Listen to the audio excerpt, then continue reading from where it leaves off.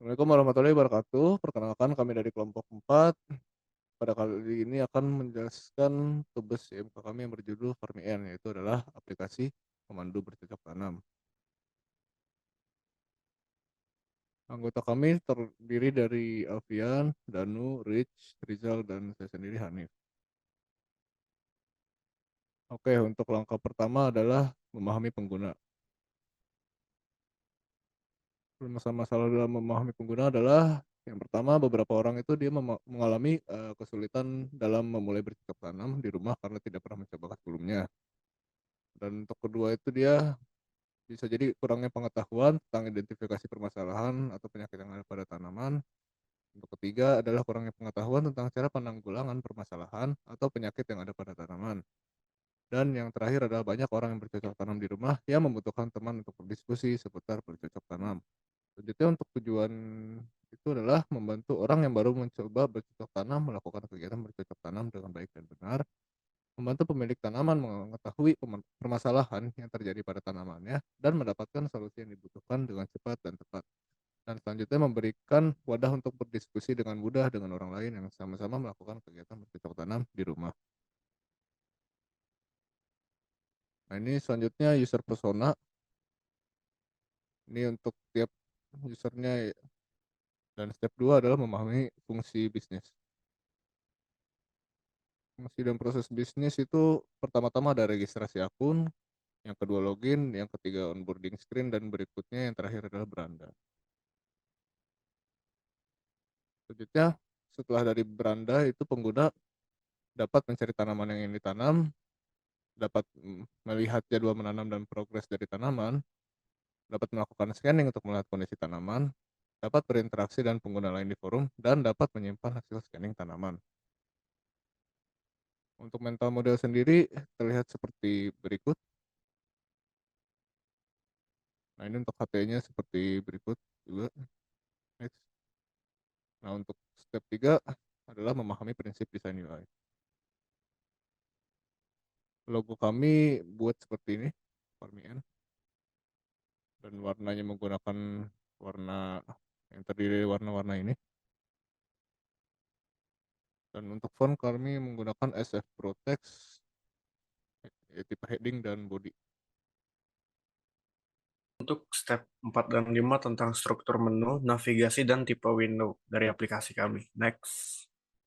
Berikut bisa dilihat merupakan menu sistem dari aplikasi kami. Lanjut.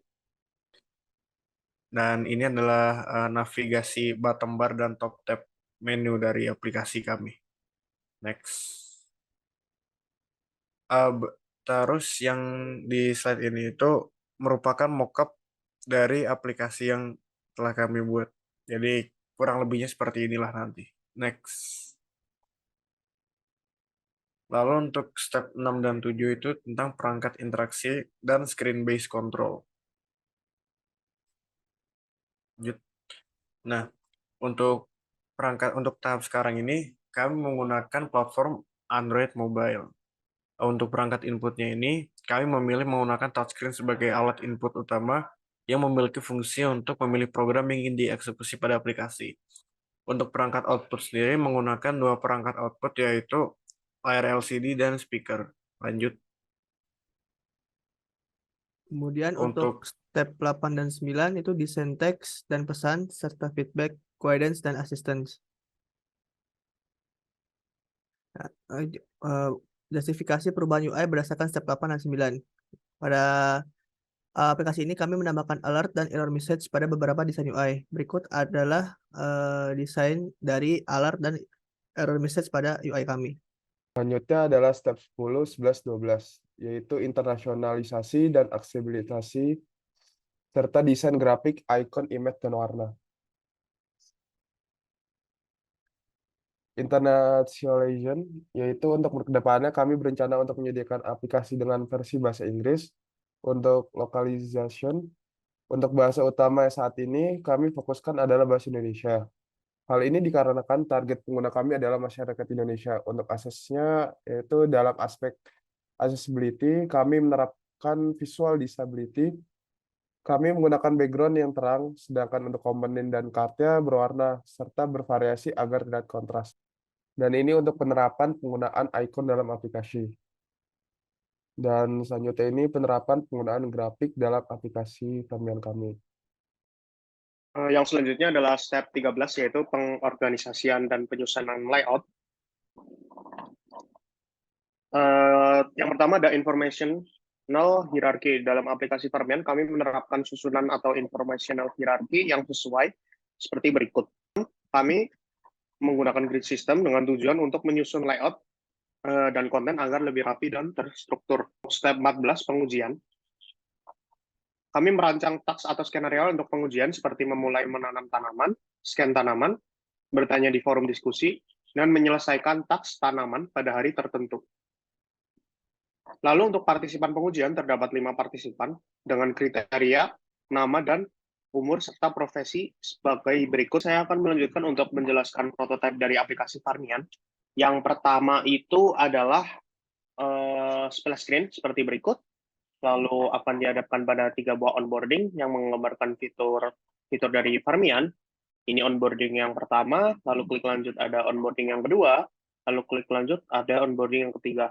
Jika kita klik mulai, maka akan masuk ke halaman login. Jika kita belum mendaftar akun, bisa klik yang daftar sekarang, lalu kita memasukkan nama lengkap, email, nomor telepon, kata sandi, dan konfirmasi kata sandi. Kita daftar, kita verifikasi akun, konfirmasi, akun berhasil dibuat, dan bisa login pada aplikasi. Setelah login, ini adalah empty state dari kita karena belum memiliki progres tanaman dan riwayat. Di sini saya akan mulai menanam, cari tanaman, misalnya tanaman yang dipilih cabai, lalu klik cabai, lalu ada persiapan alat dan bahan, lalu bisa mulai tanam, lalu untuk menjalankan task-nya seperti berikut. Tinggal dicentang saja. Baik, untuk forum sendiri, terdapat forum, jika untuk membuat pertanyaan klik tambah, lalu detail pertanyaannya, tambah foto, lalu kirim, pertanyaan akan terkirim pada forum. Lalu untuk scan tanaman sendiri, kita klik button scan, lalu kamera, lalu kita lanjutkan, lalu akan muncul kondisi terkini dari tanaman, seperti tanaman apa, rekomendasi obat, karakteristik tanaman, cara merawat, dan lain-lain. Terdapat notifikasi yang berisi notifikasi dari tanaman Fermion, lalu terdapat profile, ini untuk edit profilnya seperti ini. Jika sudah simpan, lalu kita akan kembali ke homepage. Ini ada progres tanaman yang sedang kita tanam dan riwayat scan-nya. Baik, selanjutnya saya akan menjelaskan tentang tahapan bagaimana kami melakukan usability testing. Yang pertama itu prosedur partisipan dan task skenario. Untuk prosedur usability testing sendiri, kami melakukan dengan cara moderated remote, artinya itu kami melakukan testing dengan cara memandu secara remote ataupun jarak jauh melalui platform online conference seperti Google Meet, Zoom, ataupun MS Teams. Langkah-langkah melakukan usability testing-nya bisa dilihat sebagai berikut. Untuk kriteria partisipan sendiri, kami akan menguji terhadap 5 partisipan. Kriterianya adalah laki-laki atau perempuan, berusia minimal 17 tahun, tidak pernah melakukan bercocok tanam, tertarik melakukan kegiatan bercocok tanam, memiliki smartphone, dan memiliki koneksi internet. Lalu untuk detail partisipannya bisa dilihat sebagai berikut dengan rentang umur yang berbeda dan profesi yang berbeda. Untuk task skenario-nya, kami menggunakan 4 task seperti memulai menanam tanaman, scan tanaman, bertanya di forum, serta menyelesaikan task tanaman pada hari tertentu.